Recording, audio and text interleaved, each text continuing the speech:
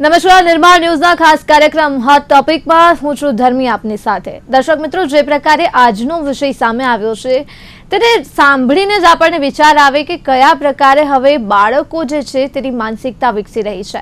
અવારનવાર આપણે સાંભળતા હોઈએ છીએ કે બાળકો જે છે ગુનો આચરી રહ્યા છે અને પહેલાના પ્રમાણમાં 100% જે ગુનો છે એમાં વધારો થયો છે। બાળકો દ્વારા જે ક્રાઇમ કરવામાં આવી રહ્યો છે તેમાં વધારો થઈ રહ્યો છે। બાળકો હિંસક બની રહ્યા છે અને આ જ પ્રકારનો એક કિસ્સો જે છે એ રાજકોટથી સામે આવ્યો છે, જ્યાં માત્ર 13 વર્ષની કિશોરીએ 13 વર્ષની સગીરાએ રૂપિયા 11 લાખના ઘરેણાની ચોરી કરી છે। 9 તોલા સોનાની ચોરી કરી છે। પહેલા પણ કરી હતી, જવા દીધી હતી, માફ કરી હતી, પરંતુ ફરી વખત બીજી વખત પણ એ જ ઘટનાનું પુનરાવર્તન થયું છે।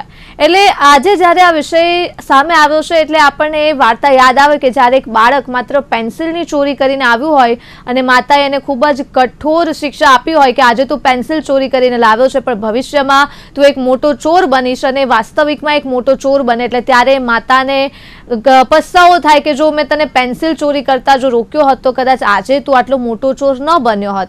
એટલે આ પ્રકારની જે વાર્તા છે આ ઘટના ઉપરથી ને ક્યાંક આપણને વિચારવા માટે મજબૂર કરે કે માતા પિતા જે છે કયા પ્રકારે બાળકો સાથે વાતચીત કરે છે કે નહીં। બીજી તરફ બાળકો સૌથી વધારે જો મહત્વનો રોલ અત્યારના બાળકોની માનસિકતામાં ભજવતો હોય તો એ છે ફોનમાં રહેલું સોશિયલ મીડિયા, ફોનમાં જોવાતું એક કન્ટેન્ટ કે જે બાળકો સુધી પહોંચે છે અને બાળકોના મગજ ઉપર અસર થઈ રહી છે। અને જે બાદ આ પ્રકારના કિસ્સાઓ સામે આવે છે।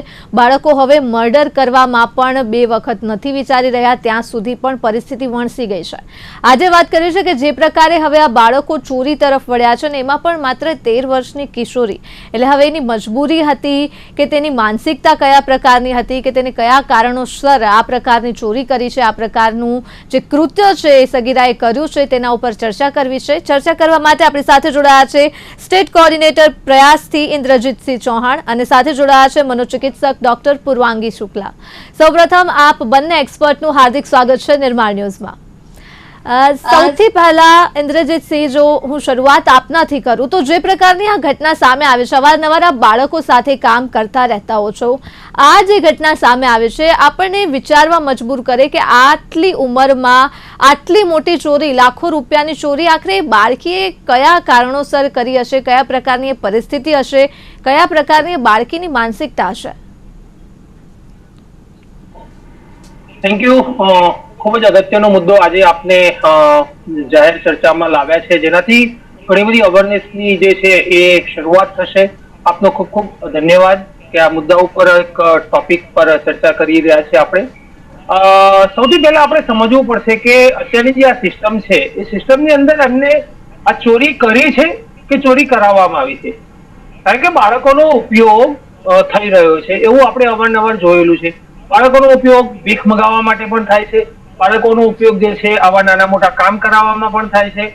એટલે કે અત્યારે જે આ મુદ્દો જે આવ્યો છે આપણા ધ્યાનમાં, એને હું જુવેનાઇલ જસ્ટિસ સિસ્ટમના જે બાળકોની જે 2 પ્રકારના જે બાળકો છે, બાળકોની અંદર એક જે બાળક છે એ કાયદાના સંઘર્ષમાં આવતું બાળક જે છે એની ડેફિનેશનની અંદર હું એને જોઈ રહ્યો છું। પણ હવે તપાસ ચાલુ છે, તપાસના અંતે આપણને ખબર પડશે કે કોઈક એવી ગેંગ, કોઈક એવા લોકો, કારણ કે એટલા માટે ભારપૂર્વક કહી રહ્યો છું કે 4 થી 5 મહિના પહેલા અમદાવાદની અંદર પણ રાજસ્થાનની એક આખી ગેંગ સક્રિય હતી અને દરેક અલગ અલગ જગ્યાઓ ઉપર બાળકોને ભીખ મંગાવવામાં આવતી હતી અને કલેક્શન કરવામાં આવતું હતું। એટલે બાળકોનો ઉપયોગ થઈ રહ્યો છે જુવેનાઇલ જસ્ટિસ સિસ્ટમમાં। બાળકો સાથે જે છે કાયદાકીય જે પ્રક્રિયા છે એ અલગ પ્રકારની હોય છે, એ મોટા લોકો જાણી રહ્યા છે અને મોટા લોકો જાણી રહ્યા છે એટલા માટે બાળકોનો ઉપયોગ આવા કામોમાં કરતા હોય છે। આ કિસ્સામાં જે બનાવ બન્યો છે એ બનાવ ખૂબ ખરાબ બન્યો છે। એક જુવેનાઇલ દીકરી છે એને આ જે છે કૃત્ય કરેલું છે, ચોરી કરેલી છે, ન્યૂઝપેપરમાં પણ આવ્યું છે, પણ આ કૃત્ય કર્યું છે। એટલે અત્યારે હું આપના માધ્યમથી એક વિનંતી કરી રહ્યો છું કે કોઈ પણ મીડિયા, કોઈ પણ ન્યૂઝપેપર, કોઈ પણ વ્યક્તિ આ દીકરીનું નામ, સરનામું જે છે એનો ચહેરો એ ક્યાંય પ્રકાશિત ના કરે, કારણ કે જુવેનાઇલ જસ્ટિસ સિસ્ટમને આપણે અમલીકરણ કરી રહ્યા છીએ। એટલે આ પણ એક આપના માધ્યમથી એક સંદેશ આપીએ કે એનું નામ, સરનામું ક્યાંય જાહેર ના થાય। એ દીકરી વિશેની જે વાત છે એ કોઈ જગ્યાએ મીડિયામાં ના આવે, કારણ કે જુવેનાઇલ જસ્ટિસ એક્ટ એને પ્રોહિબિશન કરી રહ્યા છે। Thank you. જી બિલકુલ. ડોક્ટર પૂર્વાંગી, શું કહેશો? જે પ્રકારે આ કેસ આખો સામે આવ્યો છે, અત્યારે જો જોવા જઈએ ડોક્ટર પૂર્વાંગી, તો બાળકોની જે મેન્ટલ સ્ટેટ છે એ કયા પ્રકારનું છે, કયા પ્રકારે, શા માટે જે બાળકો, કેમ કે આજથી પહેલાના સમયમાં જો આપણે વિચારીએ 10-15 વર્ષ પહેલા આપણે આ પ્રકારની ચર્ચા નહોતા કરતા બાળકો માટે, પણ કમનસીબે હવે કરવી પડી રહી છે. એવું તો શું થઈ રહ્યું છે બાળકો સાથે, કયા પ્રકારની માનસિકતા છે બાળકોની બની રહી છે કે એ લોકો ગુના તરફ વધ્યા છે?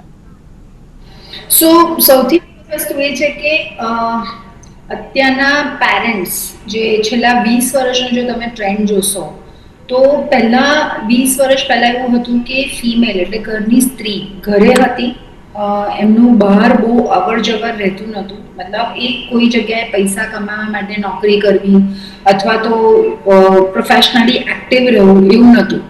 એટલે શું થતું હતું કે બાળકો ઉપર મધરનો પૂરો એક કંટ્રોલ બી રહેતો હતો અને સતત એ સર્વેલન્સ એરિયામાં રહેતા હતા, એક હ્યુમન સર્વેલન્સ એરિયામાં રહેતા હતા. એટલે એક ફરક, બહુ જ મોટો ફરક પડી ગયો છે હવે બાળકોમાં ઘણી બધી વખત જોવામાં આવે છે કે પેરેન્ટ્સ બોથ આર વર્કિંગ અને બાળક જાતે દરવાજો ખોલે છે, લોક ખોલે છે અને ઘરમાં એ પોતે જાતે એકલો રહેતો હોય છે, એ પોતાની જાતે બધી વસ્તુઓ કરતો હોય છે, એને મમ્મી શીખવાડી દે છે અને એ પ્રમાણે એનું જીવન જીવતો હોય છે. અગ્રી, ચલો સરસ. પણ એ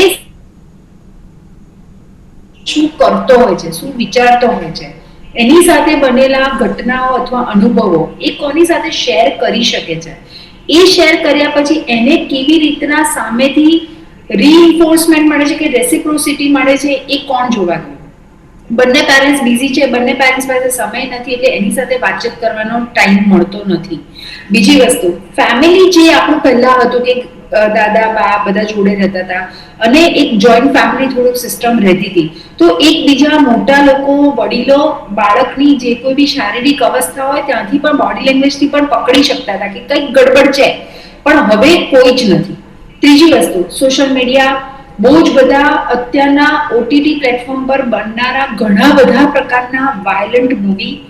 ચોથી મહત્વની વસ્તુ કે માત્ર તમે પ્રકાશિત થાઓ, પોતાને પબ્લિશ કરો તો જ તમને જે નેમ અને ફેમ મળે છે, શોર્ટકટમાં પણ પૈસા કમાઈ શકાય છે, એની જે અત્યારના બાળકોને જે ખબર પડી છે, એ વસ્તુઓના કારણે આટલી બધી હદે અત્યારે ક્રાઇમ રેશિયો વધ્યો છે.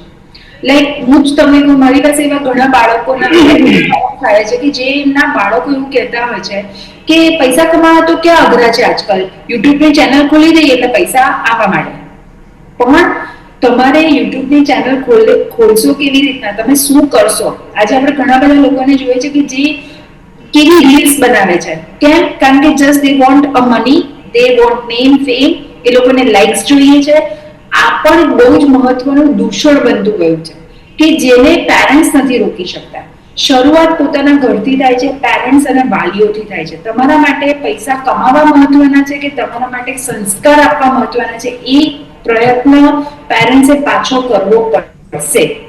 જરૂરી નથી દરેક સ્ત્રી કામ કરવા જાય જ, જરૂરી નથી દરેક સ્ત્રી માત્ર પ્રોફેશનલ જ હોય, જરૂરી નથી કે તમે ઘરની આ બધી વ્યવસ્થા બગાડો અને તમે બહાર કંઈક પ્રોફેશનલી કરવા જાઓ છો અને તમારા ઘરની બધી જ વ્યવસ્થા બગડી ગઈ છે. કારણ કે આજકાલના મા બાપ એવું સમજતા જ નથી કે એમનું બાળક સમાજ માટે ગિફ્ટ છે. તમે સમાજને કંઈક આપો છો, કોઈ ભેટ આપો છો જે સમાજને આગળ લઈ જશે, પણ એટલી અત્યારના સેન્સિબિલિટી રહી જ નથી.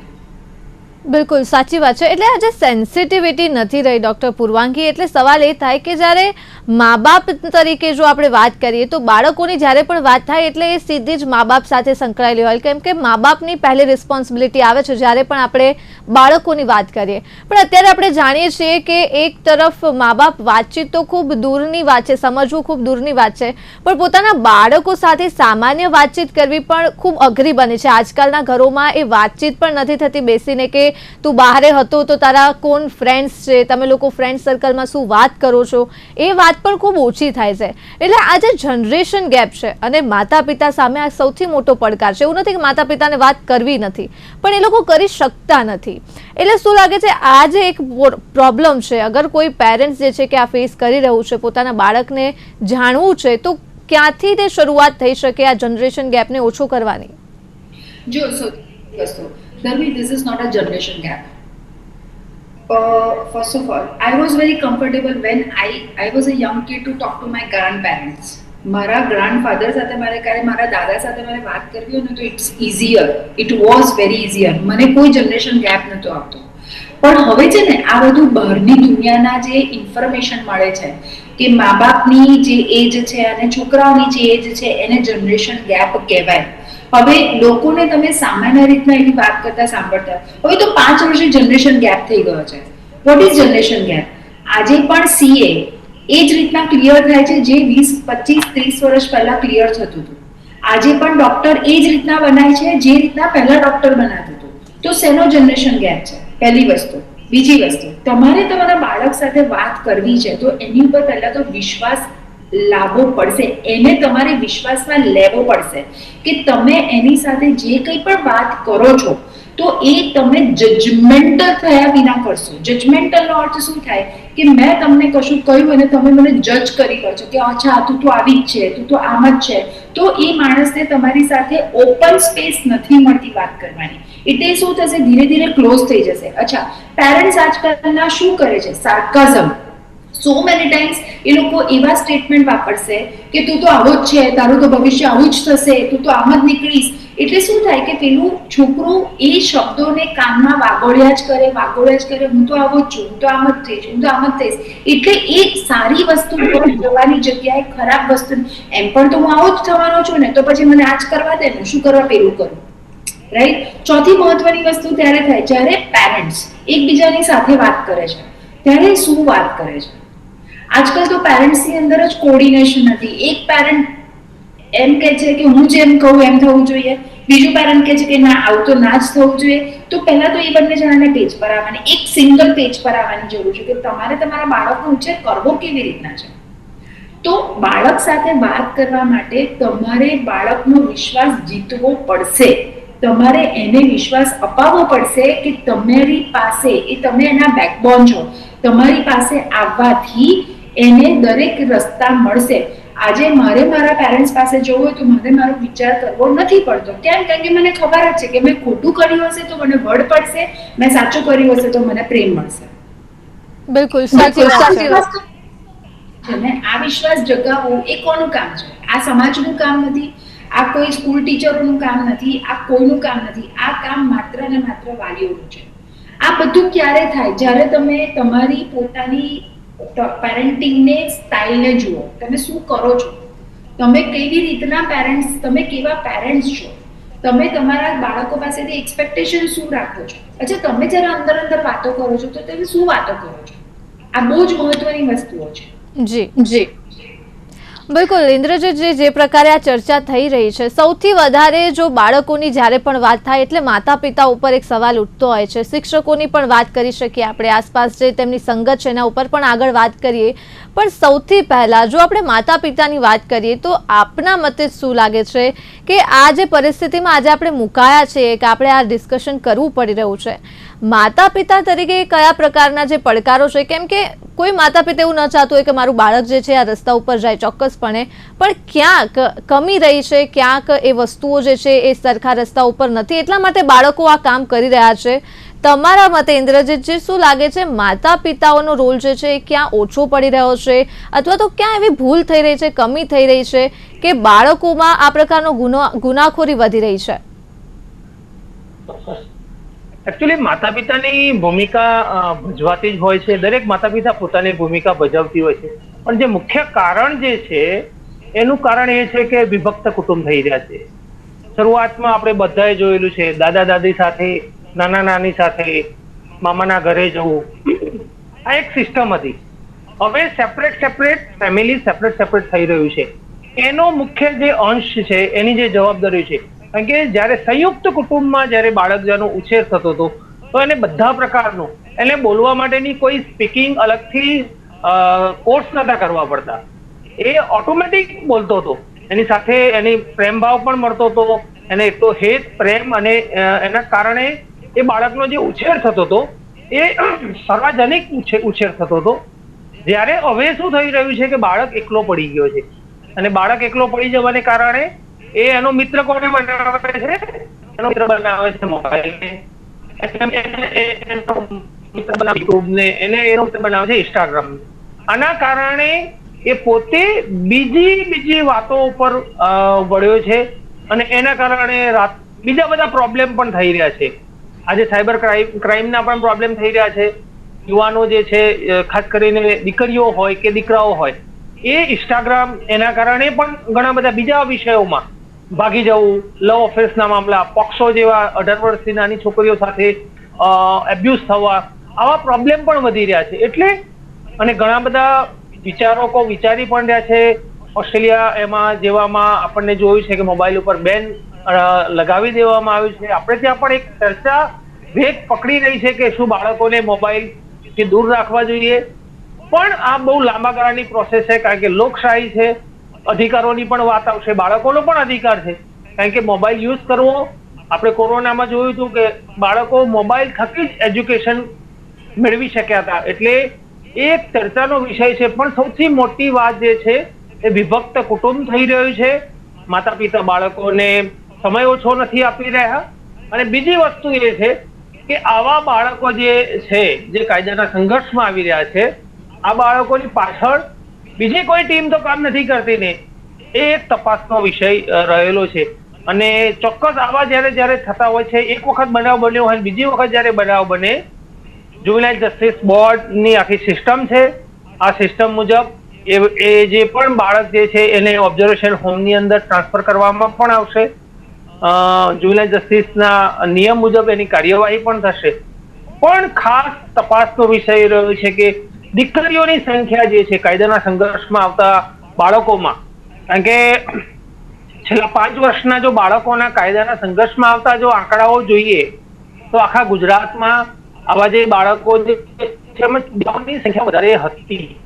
દીકરીઓની સંખ્યા 1 વર્ષની અંદર 12 થી 13 જેટલી જે છે એટલી આખા ગુજરાતના 33 જિલ્લાઓમાં જુવેનાઇલ જસ્ટિસ બોર્ડમાં જે કેસો આવે છે એમાં દીકરીઓની સંખ્યા ખૂબ ઓછી હોય છે. પણ આ સંખ્યા ધીમે ધીમે હવે વધી રહી છે. એટલે જે રીતે દીકરાઓનો ઉપયોગ આવી ટીમ કરી રહી છે, એવી રીતે શું દીકરીઓનો ઉપયોગ તો નથી કરી રહી ને, એ પણ આપણે જાણવું જરૂરી છે. બિલકુલ. એટલે ઇન્દ્રજીતજી, આપણે આ ચર્ચા કરીએ છીએ અને આપે જે પ્રકારે કહ્યું કે કદાચ મોબાઈલનો વાંક હોય અથવા માતા પિતાની ક્યાંક કમી હોય, પણ આપણે ચલો એક વખત માની લઈએ કે મોબાઈલ પણ આપણે બંધ કરાવી દઈશું ઇન્ડિયામાં, અથવા તો બેન કરાવી દઈશું. પેરેન્ટલ વિન્ડો છે બાળકો માટે કે પેરેન્ટ્સ દેખરેખ કરી શકે કે પોતાનું બાળક ફોનમાં શું જોઈ રહ્યું છે. આ બધા જ સોલ્યુશન ખરા, પણ શું લાગે છે કે આ પછી પણ બાળક 4 દિવાલની બહાર જવાનું છે, અન્ય લોકોને મળવાનું છે, ને અત્યારનું કલ્ચર જ એ પ્રકારનું છે કે આપણે બાળકના મગજની અંદર ઘૂસીને સમજી જ નથી શકતા કે આ બાળકો કયા હદે કયા લિમિટ સુધી જઈ રહ્યા છે, શું વિચારી રહ્યા છે. શું લાગે છે, અગર આ પ્રકારના બધા જ પગલાં લીધા અને તેમ છતાં પણ બાળકોને જો રોકવા હોય, કેમ કે આ વિષય ખૂબ ગંભીર છે, આપણી આવનારી પેઢી છે અને આપણી આવનારી પેઢી ગુનાઓ તરફ જઈ રહી છે, એટલે આપણે કલ્પના ના કરીએ કે ફ્યુચર શું હશે. તો તમને શું લાગે છે, કદાચ મોબાઈલ આપણે બંધ કરાવી દીધો, પેરેન્ટલ વિન્ડોનો આપણે ઉપયોગ કરશું, પણ એ બાળક બહાર તો જશે જ. એટલે આ વસ્તુનું શું સોલ્યુશન છે કે બાળકોને એ કદાચ ગમે ત્યાં જાય, ઘરની અંદર કે બહાર જાય, પણ ગુનાઓ તરફ ન વળે, તેના માટે ઠોસ સોલ્યુશન જોઈએ છે. એ કઈ રીતે આવશે? એના માટે જે છે જાગૃતિ સૌથી વધારે જરૂરી છે. જુઓ, જેટલી સ્પ્રિંગ જે છે, સ્પ્રિંગને આપણે જો દબાવીશું તો એટલી વધારે ઉછળવાની છે, બધાને ખબર છે.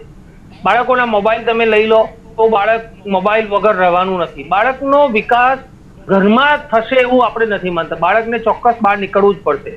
એને સોસાયટીની બહાર, પોતાની સિટીની બહાર, આઉટ સ્ટેટમાં જવું જ પડશે. એટલે એનો વિકાસ જો કરવો હોય તો એને માઇગ્રેશન ચોક્કસ ડેવલપમેન્ટ એજ્યુકેશન માટે પણ કરવું પડશે. સિંગલ જગ્યાએ રહેવું પણ પડશે. સવાલ એ છે કે આવા જે ગુનાઓ તરફ જે છે તો એ કોની સંગતમાં આવી રહ્યો છે? કારણ કે સૌથી મોટી અસર જે કરી રહ્યો છે કે સંગતનો હોય છે. એ સંગતની અસર જે છે એના પડતી હોય છે જીવન ઉપર.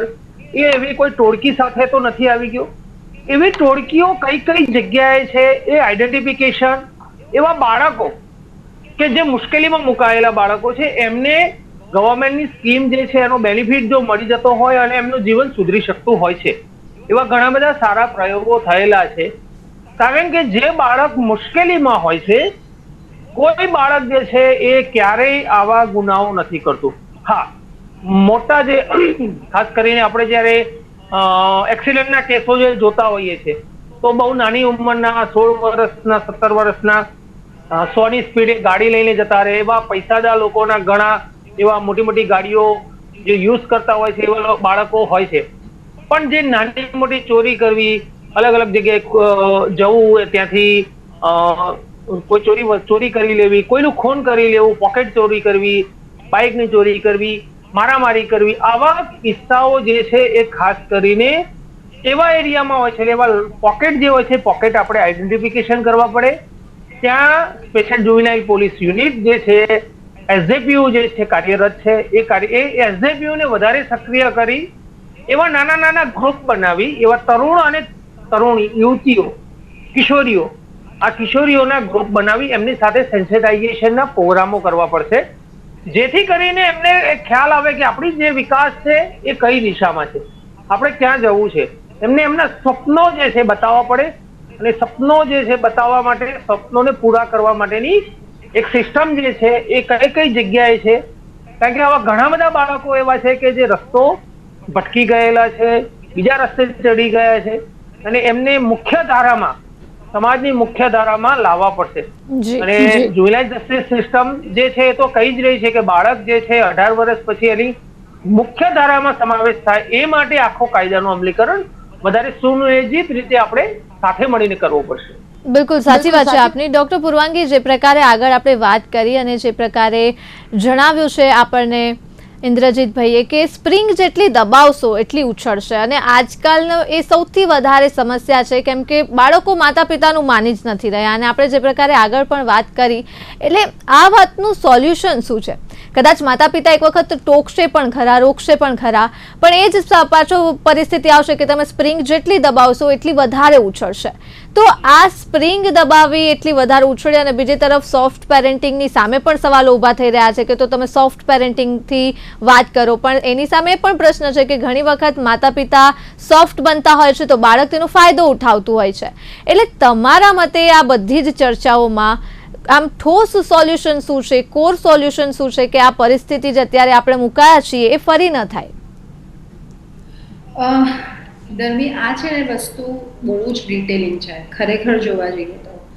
આપણે પેરેન્ટિંગ સ્ટાઇલ તો ઓફકોર્સ મેં તમારી સાથે જે પહેલાં ડિસ્કસ કર્યું એ તો છે જ, પણ મને છે ને બહુ જ ઇમ્પોર્ટન્ટ એક વસ્તુ, બહુ જે મહત્વનું અત્યારની જે ગવર્મેન્ટ છે જેમણે અત્યારે જે બહુ જ મહત્વનું એક બિલ પાસ કર્યું છે કે દરેક સ્કૂલ અને કોલેજમાં હવે કાઉન્સિલર કમ્પલસરી છે. કરેક્ટ? હવે આ કાઉન્સેલર અને આ જે સ્કૂલ કોલેજીસની અંદર જે છોકરાઓ છે, તો એ કાઉન્સેલર માત્ર એનું કાઉન્સેલિંગ કરે એ મહત્વનું નથી, પણ એની સાથે સાથે અમુક અસેસમેન્ટ્સ પણ થવા જોઈએ. કેવા અસેસમેન્ટ? કે એ વ્યક્તિનો નેચર કેવો છે, એની પર્સનાલિટી શું છે, એ વ્યક્તિ જે બાળક છે એ બાળક આગળ જતા કેવું વિકાસ કરી શકશે, કેવું એના થોટ પ્રોસેસ કેવા રહેશે, એની આ બિહેવિયર કેવા છે, એન્ટી સોશિયલ છે, ડિપ્રેસિવ છે, એન્ઝાઇટી છે, એને સોસાયટીને લઈને ટ્રોમા છે, કે એ બધા જે ડેટા તમે જેટલા કલેક્ટ કરશો તો એ ડેટા ઉપરથી તમે એક નાના અમથા એક ચંક ઓફ ધ ગ્રુપને તમે મેનેજ કરી શકશો. સપોઝ હું તમને એવું કહું કે 200 છોકરાઓનું અગર આપણે ડેટા કલેક્શન થાય અને એમાંથી 2 છોકરાઓ એવા મળે કે જેમની પર્સનાલિટી એન્ટી સોશિયલ દેખાય છે, તો આપણે 2 છોકરાઓને પહેલેથી ગુનો કરવાની વાત તો બહુ પછીથી આવે છે. ગુનો કરતા પહેલા જ જો એ એન્ટી સોશિયલ પર્સનાલિટીને સારા ડાયરેક્શન આપવામાં આવે તો ગુનો તો થાય જ. કારણ કે મને કેવી રીતના ખબર પડે કે તમારી અંદર કેટલી એનર્જી જનરેટ થાય છે અને મારી અંદર કેટલી થાય છે? એનર્જી એટલે શું? આપણા મગજની અંદર રહેલી એવી વસ્તુઓ કે જેનાથી આપણે કંઈક ને કંઈક કરવું હોય. અમુક લોકો બહુ ક્યુરિયસ હોય, અમુક લોકો એક્સ્ટ્રોવર્ટ હોય, અમુક લોકો ઇન્ટ્રોવર્ટ હોય, અમુક લોકોને બહુ સતત કામ કરવું ગમતું હોય, અમુક લોકોને બેસી રહેવું ગમતું હોય, અમુક લોકોને એન્ટરટેનમેન્ટ ગમતું હોય, જ્યારે અમુક લોકોને કંઈક બીજું કરવું ગમતું હોય. તો પહેલાં તો જે કાઉન્સેલરની આપણે ત્યાં અત્યાર સુધી સિસ્ટમ નથી, એ આજની ગવર્મેન્ટે સમજીને હવે એક સિસ્ટમ માટે બિલ પાસ કરીને બહુ જ મોટું સરસ કામ કર્યું છે. બીજી એક વસ્તુ કે અત્યારના જે કાઉન્સેલર્સ હજુ તો બહુ ઇનિશિયલ લેવલ પર આપણે મેન્ટલ હેલ્થમાં ઘણા પાછળ છીએ, હું એવું કહી શકું છું. બીજા બધા દેશોની જો વાત કરીએ તો મેન્ટલ હેલ્થમાં એ લોકોએ ઘણો બધો વિકાસ ઓલરેડી કરી ચૂકેલા છે. પણ એનીવેઝ જ્યારથી આપણે જે અત્યારની કરંટ જે આપણી ગવર્મેન્ટ છે આ બધા વસ્તુઓ પર વિચાર કરે છે અને એના ઉપર કામ થઈ રહ્યું છે, પણ જ્યાં સુધી ફૂલ ફ્લેશ નથી આવતો ત્યાં સુધી તો માત્ર ને માત્ર ગાર્ડિયન્સનું જ આ કામ છે કે જે આ બાળકોને સમજે, એના સ્વભાવને સમજે, એની પ્રવૃત્તિઓની એક્ટિવિટીને સમજે ને એ પ્રમાણે એને સાચી અને સારી દિશા આપે. એના માટે તમારે બાળક બનીને બાળક સાથે બેસવું પડે, એની સાથે એની વાત સાંભળવી પડે, એનો વિશ્વાસ જીતવો પડે, ઘણું બધું કરવું પડે. બિલકુલ, આશા રાખીએ આપણે ડોક્ટર પૂર્વાંગી કે જે પ્રકારની આજે ચર્ચા કરી છે ક્યાંક સોલ્યુશન આવે. ઇન્દ્રજીતભાઈએ જે સોલ્યુશન્સ આપ્યા છે, આ બંને એક્સપર્ટે જે વાત કરી છે, ક્યાંક આ વસ્તુ જે છે, આ સમસ્યા છે, તેની સામે આપણે લડાઈ લડી અને ભવિષ્યમાં આ જે બાળકો ગુના તરફ વધી રહ્યા છે એ ન જાય ગુના તરફ અને એક સારું ભવિષ્ય એ તમામ બાળકોનું બને. તે સાથે જ આ બંને ચર્ચા માટે જોડાયા બંને આપ એક્સપર્ટનો ખૂબ ખૂબ આભાર. ફરી એક વખત આપ બંનેનો ખૂબ ખૂબ આભાર.